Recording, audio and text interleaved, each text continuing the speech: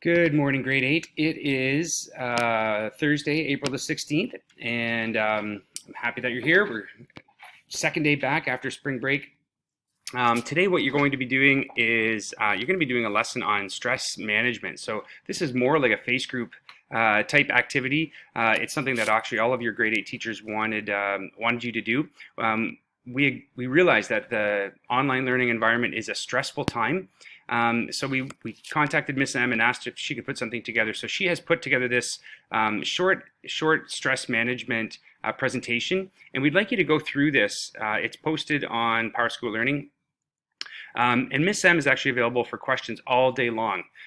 So we really want you to just go through this and try out some of the activities that are on here. What really this is doing is building your capacity to handle stress. So this is a lifelong learning skill, or something that you can do not just this year, but it's good for you to do whenever you're feeling stressed.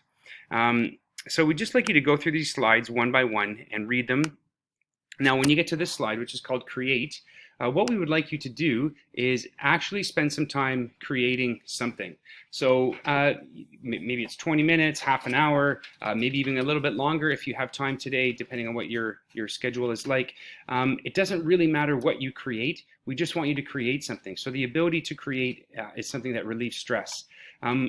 I do want to add, what's not on this list is something out of Lego or something out of popsicle sticks. Those are both good things to create with as well, but really it's anything that you have in your house that you can create with.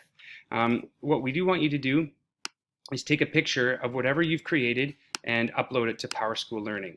So that is the assignment part, something that we'd like you to hand in today, because we want to have a conversation about that.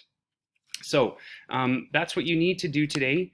The slide presentation is not all that long. Okay, so we're not looking at you to do several hours of this. It's maybe an hour max, depending on what you decide to create. It might take you a little bit longer.